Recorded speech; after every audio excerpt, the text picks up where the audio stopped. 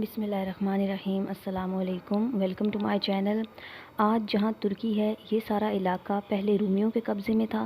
Roman umpire Anatolia اور Europe کے مشرقی علاقوں تک پھیلی ہوئی تھی، جس کا مرکز قسطنطنیہ تھا، جسے آج دنیا استنبول کے نام سے جانتی ہے۔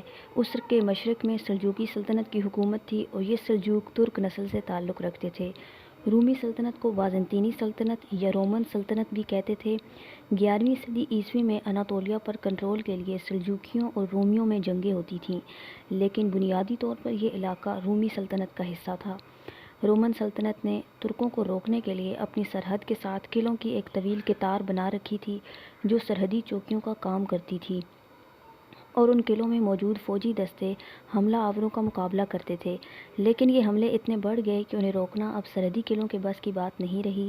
چنانچہ رومی شہنشاہ رومانوس نے ترک خطرے کو مستقل ختم کرنے کے لیے ایک بڑی فوج جمع کی، جس کی تعداد 1,00,000 سے زیادہ تھی۔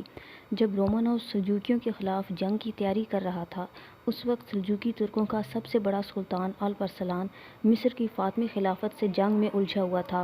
فاطمی خلافت کے کنٹرول میں بیت المقدس، شام کے ساحلی علاقے تھے اور الپرسلان یہ علاقے چھیننا چاہتا تھا، لیکن ظاہر ہے کہ الپرسلان ایک وقت میں دو محاذوں پر نہیں لڑ سکتا تھا۔ اس نے رومن شہنشاہ کو پیغام بھیجا کہ اگر رومانوس جنگ نہ کرے تو ترک اس علاقوں پر حملے بند کر دیں گے، اور بدلے میں رومن سرحدی فوج بھی ترک علاقوں پہ چھاپہ مار کارروائیاں نہیں کرے گی۔ رومانوس مان تو جاتا، لیکن مسئلہ یہ تھا کہ دونوں سلطنتوں کے درمیان سرحد غیر واضح تھی، اور سرحدی علاقوں پر دونوں کا بہت زیادہ کنٹرول بھی کچھ زیادہ نہیں تھا۔ چنانچہ یہ معاہدہ طے نہیں ہو سکا اور رومی شہنشاہ نے سلجوقی سلطنت کی بارڈر کی طرف پیش قدمی جاری رکھی۔ 1071 میں رومانوس اپنے بڑے لشکر کے ساتھ اناطولیہ میں ملازکرد کے مقام پر پہنچ چکا تھا۔ یہاں سے سلجوقی سلطنت زیادہ دور نہیں تھی، چنانچہ الپرسلان کے پاس بھی ایک محاذ چھوڑنے کے سوا کوئی آپشن نہیں تھا۔ اس نے فاطمیوں سے جنگ روک دی اور رومی لشکر سے مقابلے کی تیاری کے لیے اپنے مرکز ایران آ گیا۔ یہاں اس نے 30,000 کا لشکر تیار کیا، جس میں ماہر قسم کے گھڑ سوار اور تیر انداز شامل تھے۔ الپرسلان ایک لمبے راستے سے جھیل وان کے کنارے پہنچا اور اس نے رومی فوج کے ایک بڑے حصے کو پیچھے سجا لیا۔ یہ ایک اچانک حملہ تھا جس سے رومی فوج سنبھل نہ سکی۔ رومیوں پر دوسری قیامت یہ گزری کہ ان کی فوج میں جو ترک سپاہی کرائے پر لڑ رہے تھے، وہ عین وقت پر الپرسلان کی فوج سے جا ملے، جس سے رومیوں میں بھگدڑ مچ گئی اور وہ بھاگ کھڑے ہوئے۔ اس فرار کی وجہ سے رومی فوج کے اس حصے کے حوصلے بھی پست ہو گئے جس کی قیادت بازنطینی شہنشاہ رومانوس کر رہا تھا۔ جب اس حصے سے الپرسلان کی باقاعدہ جنگ شروع ہوئی تو یہ افواہ پھیل گئی کہ رومن شہنشاہ مارا گیا ہے۔ اس افواہ نے عیسائیوں کے بڑے لشکر کی کمر توڑ دی۔ فوج کچھ دیر تک غیر منظم ہو کر لڑنے کے بعد پسپا ہونے لگی۔ رومی جو بڑے لاؤ لشکر کے ساتھ آئے تھے، صرف 24 گھنٹوں میں جنگ ہار چکے تھے، لیکن اب جو ہونے والا تھا یہ اس کے مقابلے میں کچھ بھی نہیں تھا۔ جنگ کے خاتمے پر ایک عام سلجوقی سپاہی سلطان الپرسلان کے سامنے آیا۔ اس نے زخموں اور دھول مٹی میں اٹا ہوا ایک رومی سپاہی الپرسلان کے سامنے لا کر ڈھیر کر دیا۔ سلطان نے پوچھا، یہ کون ہے؟ بتایا گیا کہ یہ رومی شہنشاہ رومانوس ہے۔ الپرسلان کو یقین نہیں آیا کہ رومی شہنشاہ اس کے قدموں میں پڑا ہے۔ اس نے رومانوس کی گردن پر پاؤں رکھا اور پوچھا، بتاؤ، اگر میں اسی طرح تمہارے سامنے لایا جاتا تو تم کیا کرتے؟ رومانوس نے کہا، میں تمہیں قتل کر دیتا یا زنجیروں میں باندھ کر قسطنطنیہ کے بازاروں میں گھماتا۔ الپرسلان نے جواب دیا، اور تم اندازہ بھی نہیں کر سکتے کہ میرا انتقام کتنا بھیانک ہوگا۔ جاؤ، میں نے تمہیں معاف کیا۔ اس کے بعد الپرسلان نے رومانوس سے بہت اچھا سلوک کیا، اسے اعلیٰ لباس دیا، کھانا دیا اور ایک معاہدہ کیا جس کے تحت اناطولیہ کے بہت سے علاقے سلجوکیوں کے کنٹرول میں آ گئے۔ رومی شہنشاہ نے 15,00,000 سونے کے سکے، سالانہ خراج اور اپنی بیٹی کی شادی سلطان کے بیٹے سے کرنے کا بھی وعدہ کیا۔ اس کے بعد رومی شہنشاہ کو آزاد کیا گیا، لیکن ہوا وہی جو الپرسلان نے کہا تھا کہ میں تمہیں اس سے بھی بھیانک سزا دوں گا۔ رومی شہنشاہ رومانوس ابھی مرکز یعنی قسطنطنیہ پہنچا بھی نہیں تھا کہ اسے اپنے ہی باغیوں نے آن لیا، کیونکہ قسطنطنیہ میں اس کے خلاف بغاوت ہو چکی تھی اور نیا شہنشاہ اقتدار سنبھال چکا تھا۔ باغیوں نے رومانوس کو گرفتار کرنے کے بعد اس کی آنکھیں نکال دیں اور اسے قید میں ڈال دیا، جہاں پر تکلیف کے عالم میں اس کی موت ہو گئی۔ وہ دن اور آج کا دن پھر کبھی اناطولیہ کا یہ علاقہ دوبارہ رومیوں کے قبضے میں نہیں گیا۔ رومیوں نے اس علاقے کو واپس لینے کی بہت کوششیں کی لیکن کامیاب نہ ہو سکے۔ ہاں، یہ جگہ تاریخ میں امر ضرور ہو گئی کیونکہ یہیں کہیں وہ ترک خانہ بدوش قبیلہ بھی تھا جو جانوروں کو لمبے لمبے گھاس کے میدانوں میں ہانک کر اپنی گزر بسر کرتا تھا۔ آج اس قبیلے کو دن یا عثمانی ترکوں کے نام سے جانتی ہے۔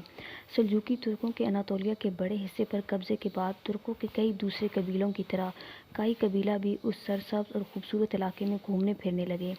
کتابوں میں لکھا ہے کہ یہ بہادر، جفاکش اور جنگجو طبیعت کے لوگ تھے۔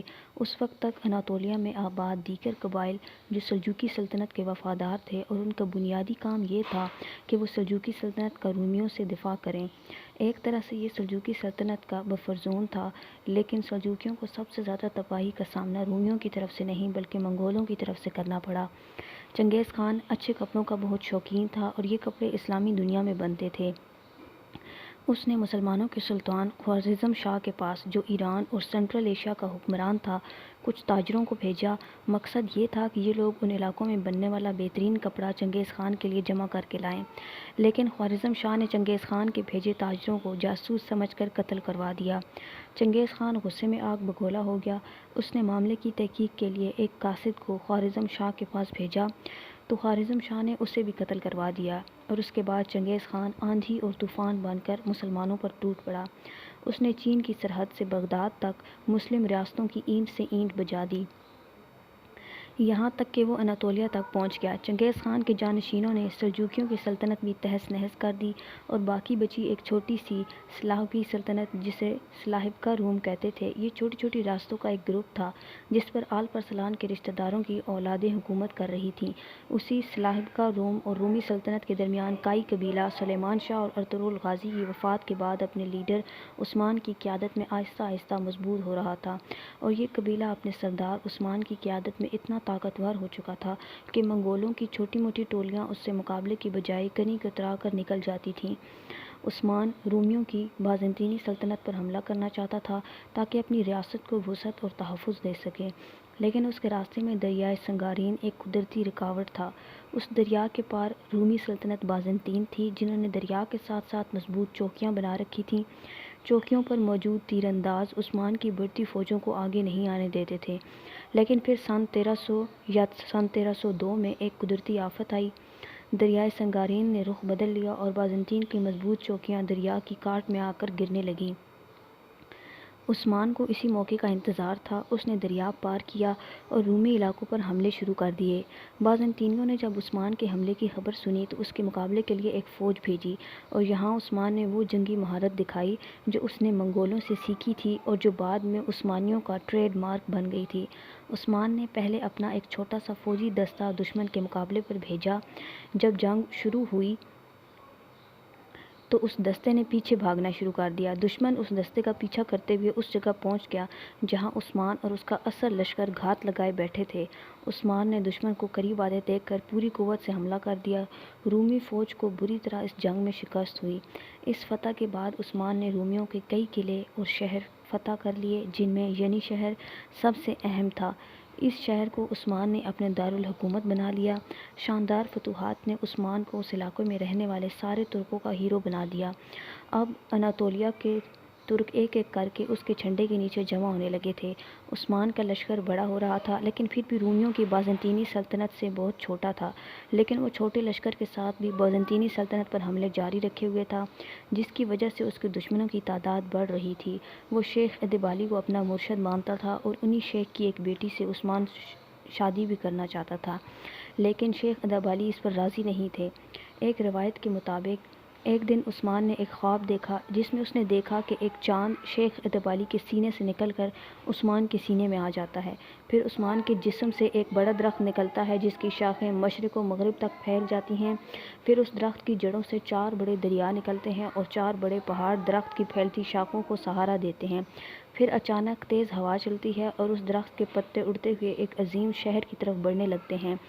خواب کے مطابق یہ شہر ایسی جگہ تھا جہاں 2 سمندر اور 2 براعظم ملتے ہیں۔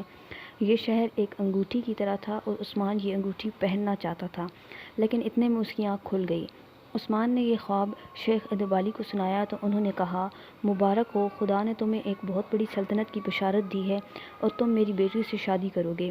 تاریخ گواہ ہے کہ اس خواب کی تعبیر ہوئی، جس کا آغاز یوں ہوا کہ عثمان کی شادی شیخ ادیب کی بیٹی رابعہ سے ہوئی۔ بزرگ کی بتائی ہوئی تعبیر اور کمزور ہوتی رومی سلطنت کے باعث عثمان کے حوصلے بہت بڑھنے لگے تھے۔ اس نے بازنطینی سلطنت کے اہم ترین قلعے قسطنطنیہ، جسے آج استنبول کہتے ہیں، کے قریب ایک ہی اہم ترین شہر بورسا کا محاصرہ کر لیا۔ یہ جنگ 10 سال جاری رہی، لیکن آخرکار فتح عثمانی ترکوں کے حصے میں آئی۔ 1326 میں بورسا کے گورنر نے عثمانی فوج کے سامنے ہتھیار ڈال دیے، لیکن جب شہر فتح ہوا تو عثمان موت کے قریب پہنچ چکا تھا۔ عثمان کے بیٹے اورحان نے فتح کی خوشخبری بیمار اور بوڑھے عثمان تک پہنچائی تو وہ خوش ہو گیا۔ اس نے بیٹے کی تعریفی کی اور اسے اپنا جانشین مقرر کر دیا، ساتھ وصیت بھی کی کہ موت کے بعد اسے بورسا شہر میں ہی دفن کیا جائے اور بورسا کو عثمانی ترکوں کا نیا دارالحکومت بنا دیا جائے۔ چند دن بعد عثمان کی وفات ہوئی تو اسے بورسا ہی میں دفن کیا گیا، جہاں اس کا مزار آج بھی موجود ہے۔